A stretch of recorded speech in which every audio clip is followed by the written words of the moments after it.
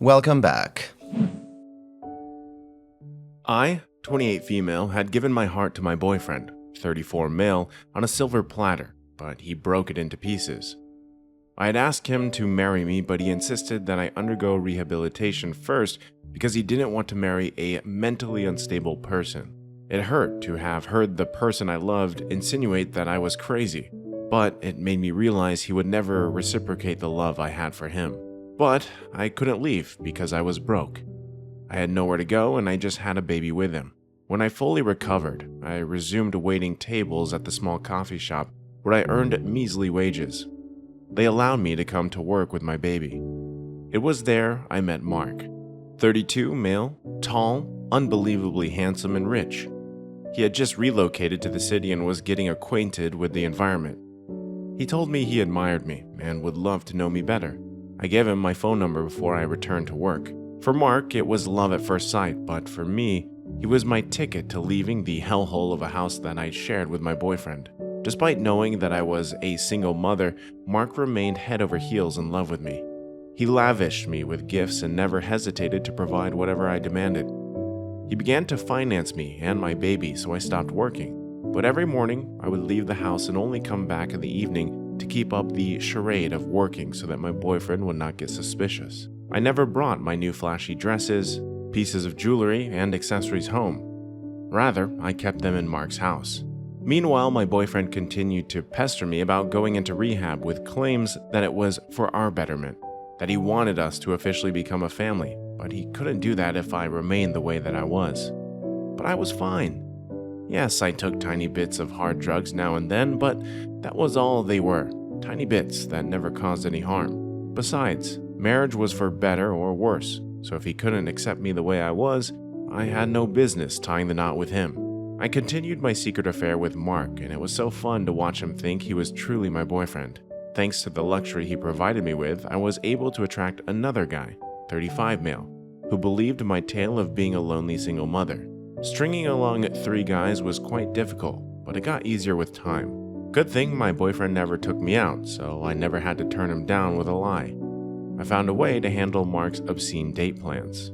Meanwhile, I had foregone my plans to leave and instead chose to stay back and enjoy the love my men were showering on me. One evening, I decided to spend time with my third man. We were having dinner at a low-key restaurant when Mark walked in. It was a small restaurant, so he sighted me immediately. He looked from my date to me and then away. I was scared to my bones and began to concoct a reasonable lie to tell him. I knew I would lose my date no matter what I said, but he was a lesser loss compared to Mark. He walked down to our table and ordered me to get up. My third guy immediately intervened despite my silent pleas for him to stay out of it. He asked Mike who he was and why he talked to me like that, and Mike hauntingly introduced himself as my boyfriend. There was a loud argument between the 2 guys as they claimed to be my boyfriend. I was so ashamed that I had to sneak out while they weren't looking. Although that night the other guy blew up my phone with messages, he called me all sorts of names and threatened to deal with me, but I knew he couldn't do anything. The next day I went to Mark's place. He refused to talk to me, so I went on my knees, crying and begging him to forgive me. My baby got upset and started crying too. He was fond of my baby, so he had to break the silent treatment. He forgave me and agreed to let go of the issue. I was really happy, so I gave him a treat by sleeping over. The next morning, I woke up to the sound of Mark saying, "Surprise, surprise." I was shocked to find my boyfriend carrying my baby and Mark giving me a sinister smile. I didn't know when I started crying. How could he betray me like that? I called him a simp and a loser for going back on his words. All this time, my boyfriend kept all his attention on my baby. I didn't understand what was going on, but Mark took it upon himself to explain. He said that one of his friends who witnessed the ordeal at the restaurant ran a quick check on me, and that was how he discovered that I was dating my baby's daddy, who was not a deadbeat dad, contrary to what I told him. Everything happened like a dream. One minute, my boyfriend was telling me he loved me, and he wished I would get better. It sounded like a farewell speech, and I was just about to ask him if it was one, when the uninformed men walked in. I knew who they were and why they were here. My boyfriend had finally reported me to the authority for drug addiction, and they were here to take me to a rehabilitation center. No, I refused to believe it. I was okay. I didn't need any crazy help or whatever they offered there, and I tried to get my boyfriend to see it that way, but he just told me to kiss my baby goodbye because it might be a while before I get to see him again. That was 6 months, and I was just released from rehab a week ago. The first thing I did was going to Mark's place, but he turned me down, saying he has a new woman in his life and I should just disappear. It was really hurtful and demeaning. I reminded him how he had promised to build a future with me, but he retorted that was before he knew I had a baby daddy and shut the door in my face.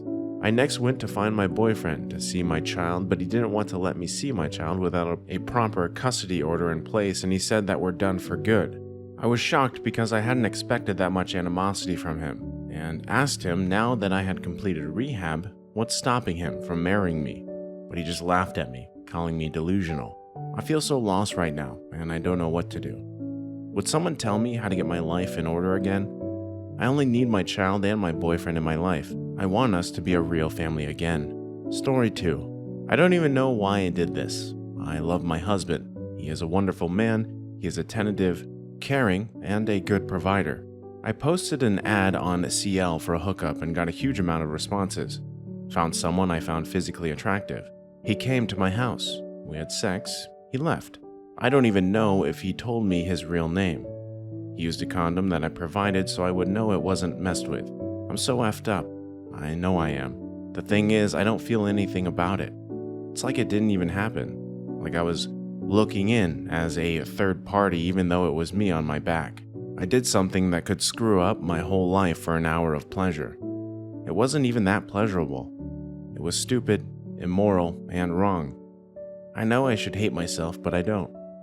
I guess when it comes back to bite me in the ass, I might hate myself then. Actually, writing this has made me feel like the piece of shiz I am. I don't deserve my husband. Edit. I don't plan to tell my husband.